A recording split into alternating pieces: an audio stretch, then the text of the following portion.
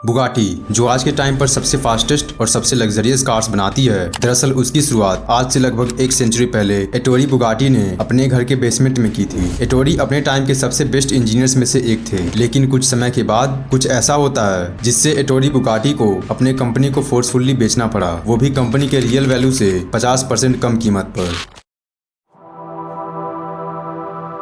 एटोरी Bugatti का जन्म 15 सितंबर 1881 को इटली के मिलान शहर में हुआ था। एटोरी एक सेमी वेल्दी फैमिली से बिलोंग करते थे। एटोरी के फादर कार्लो बुगाटी मिलान शहर में ही फर्नीचर और ज्वेलरी डिजाइनर थे। एटोरी को बचपन से ही मशीन्स में बहुत इंटरेस्ट था। एटोरी जब 16 साल के हुए तब वे एक खराब पड़ी साइकिल को आसानी से रिपेयर कर दिए, जिसे एटोरी के फादर कार्लो ने जब देखा तब वे अपने बेटे के टैलेंट को समझ गए और वे एटोरी को सिर्फ एक साल के बाद ही ट्रिनिटी एंड स्टूची नाम के कंपनी में ट्रेनिंग करने के लिए भेज दिए। ये कंपनी सीविंग मशीन और साइकिल बनाने के लिए जानी जाती थी। एटोरी जब इस कंपनी में गए तब वे 17 साल के थे और एक साल के बाद ही एक कंपटीशन में हिस्सा लेने के लिए एटोरी ने एक मोटर ट्राइसिकल डिजाइन किया। एटोरी को इस कंपनी में बहुत कुछ सीखने को मिला और अब उनको और भी नई नई चीजें जैसे कि मैकेनिकल डिजाइंस और ऑटोमोबाइल्स को एक्सप्लोर करने का मौका मिल रहा था। मतलब कि कार्लो द्वारा एटोरी को इस कंपनी में भेजना एक अच्छा डिसीजन था। कंपनी में काम करते करते एटोरी कार बनाने के एक प्रोसीजर को बहुत ही डीपली समझ चुके थे, जिसके बाद ईयर 1900 में एटोरी ने ट्रिनिटी एंड स्टूची कंपनी को छोड़कर अपनी खुद की कार बनाने के लिए चले गए। एटोरी ने कार बनाने के प्रोसीजर को शुरू कर दिया और वे इंजन से लेकर कार के बॉडी पार्ट्स तक लगभग सारी चीजें खुद से ही लगाने लगे। एटोरी अपने स्किल और मैथ्स के बेसिस पर ऐसे ऐसे डिजाइन्स बनाते थे कि उस टाइम के सबसे स्टेबलाइज्ड इंजीनियर्स को भी वो डिजाइन्स बहुत कॉम्प्लेक्स लगते थे। एटोरी के इस टैलेंट के बारे में जब एक डेट्रिक नाम के कार मैन्युफैक्चरिंग कंपनी को पता चला तब एटोरी को तुरंत ही उस कंपनी से व्हीकल और उसके डिजाइन्स को बनाने का जॉब ऑफर मिला। इस कंपनी की 2 जगह फैक्ट्रीज थी, पहला फ्रांस और दूसरा जर्मनी में। इस जॉब के लिए एटोरी को अपने बर्थ प्लेस मिलान से जर्मनी जाना पड़ा। यहाँ पर एटोरी को ऑटोमोबाइल्स के बारे में कई सारी नई चीजें सीखने को मिली। एटोरी का इंटरेस्ट अब कार रेसेज में भी बढ़ने लगा। ईयर 1903 में एटोरी ने कार रेसिंग के लिए अपनी दूसरी कार बनाई, लेकिन ये कार अपने समय से इतनी आगे की थी कि इसे रेस करने के लिए परमिशन ही नहीं मिली। दरअसल एटोरी ने अपने कार के इंजन और सीट दोनों को ही बाकी और कार के कंपैरिजन में बहुत नीचे फिट किया था, क्योंकि उनके हिसाब से ये करना सेंटर ऑफ ग्रेविटी और एरोडायनामिक्स के लिए अच्छा पड़ेगा। पर उस टाइम पर सभी कार डिजाइनर को लगता था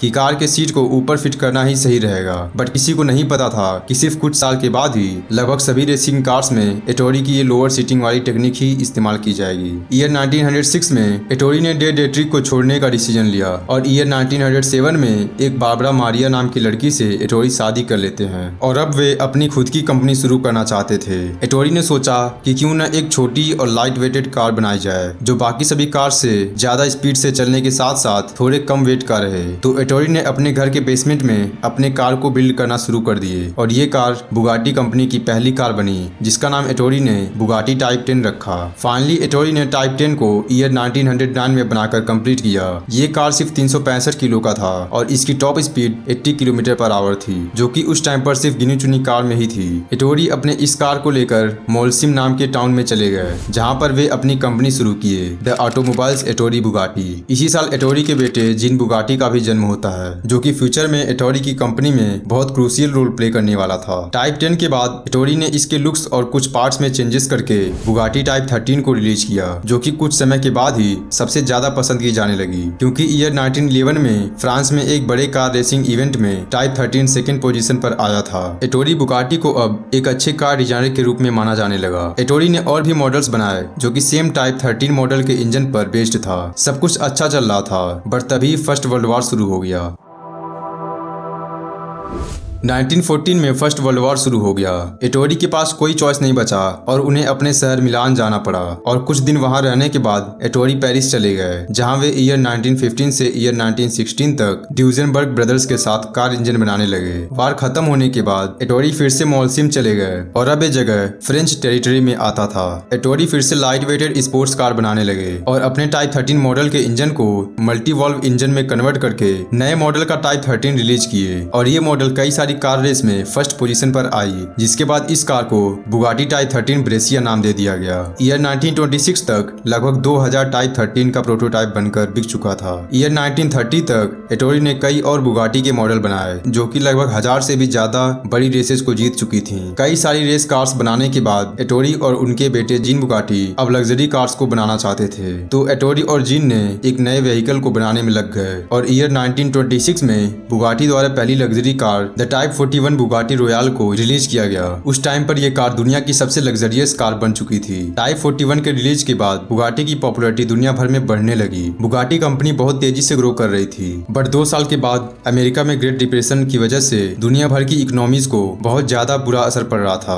और बुगाटी की सेल्स पर बहुत ज्यादा गिरावट आ चुकी थी। कंपनी को फाइनेंशियली इतना ज्यादा नुकसान हो रहा था कि एक टाइम ऐसा आ गया जब बुगाटी कंपनी बैंकरप्ट होने वाली थी। लेकिन 1930s के दौरान फ्रेंच गवर्नमेंट ने एटोरी को कांटेक्ट किया रेल कार्स बनाने के लिए। एटोरी ने इस ऑफर को एक्सेप्ट किया और फिर कंपनी ने गवर्नमेंट को 80 सक्सेसफुल रेल कार्स बनाकर दी, जिसकी वजह से कंपनी बैंकरप्ट होने से बच गई और कंपनी कुछ प्रॉफिट्स भी बनाई। एटोरी के बेटे जीन भी अपने फादर के जैसे ही एक ब्रिलियंट इंजीनियर थे, जिसकी वजह से एटोरी ने जीन को बुगाटी कंपनी में इंचार्ज की पोजीशन दे दिए। जिसके बाद जीन ने कई सारी ऐसी कार्स डिजाइन किए जो कि पूरी दुनिया भर में सबसे ज्यादा पसंद की जाने लगी, जैसे कि the famous Atlantic, the majestic royal and type 57G। एटोरी के बिजनेस को उनके बेटे बहुत अच्छी तरह से रन कर रहे थे, पर जून 1939 में जीन बुगाटी एक कार टेस्ट करने के लिए रेस कर रहे थे, पर जीन की कार क्रैश हो जाती है और जीन की ऑन द स्पॉट डेथ हो जाती है। इस न्यूज को सुनने के बाद एटोरी पूरी तरह से टूट गए, क्योंकि कुछ साल के पहले ही जीन के छोटे भाई ने सुसाइड कर लिया था और अब जीन की भी एक्सीडेंट में डेथ हो जाती है। एटोरी किसी तरह इस सिचुएशन से गुजर रहे थे, तभी जर्मन आर्मी ने पूरी शहर पर कब्जा कर लिया और बुगाटी के प्लांट्स को भी हथिया लिया। एटोरी को इसके बारे में पहले से ही खबर मिल चुकी थी, जिसकी वजह से वे अपने ज्यादातर मशीन्स को दूसरी जगह पर शिफ्ट करवा दिए थे। पर जर्मन्स ने एटोरी को खोज लिया और उनसे अपने आर्मी के लिए कार्स बनवाने की डिमांड करने लगे, पर एटोरी ने मना कर दिया। लेकिन एटोरी की कंपनी बहुत ज्यादा डेट में थी, जिसकी वजह से एटोरी को मजबूरन अपने कंपनी बुगाटी को उसकी रियल वर्थ से 50% कम कीमत पर जर्मन्स को बेचना पड़ा। जिसके बाद एटोरी अपनी फैमिली को लेकर पेरिस चले गए। एटोरी अपना ज्यादातर समय फ्रांस में ही बिताए थे, पर उन्होंने कभी फ्रेंच सिटीजनशिप नहीं ली थी, जिसकी वजह से जब वॉर खत्म हुआ तब फ्रेंच स्टेट ने एटोरी की कोई भी मदद नहीं की, क्योंकि एटोरी इटली से थे और इटली और जर्मनी वॉर में एक साथ थी, जिसकी वजह से एटोरी के ऊपर जर्मन ऑक्युपायर्स के साथ कोलैब करने का आरोप लगाया गया। एटोरी ने स्टेट को सू किया, बट वो हार गए। एटोरी के साथ चीजें और बुरी हो गईं जब ईयर 1944 में एटोरी की वाइफ बारबरा का डेथ हो जाता है। एटोरी ने इसके बाद भी हार नहीं माना और वे फ्रेंच सिटीजनशिप के लिए अप्लाई कर दिए, जिससे उन्हें उनकी कंपनी फिर से मिल सके।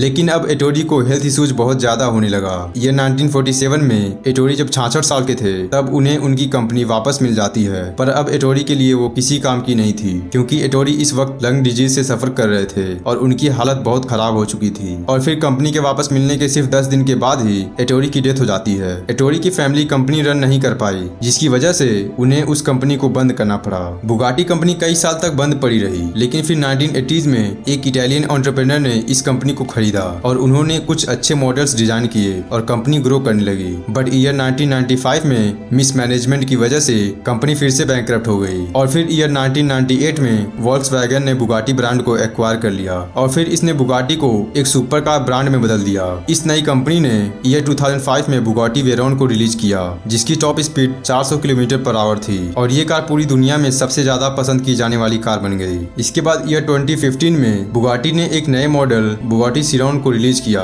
बुगाटी सिरॉन की कीमत लगभग $5 मिलियन है, जो कि इंडियन रुपी में कन्वर्ट किया जाए तो लगभग 40 से 50 करोड़ के बीच में आएगी।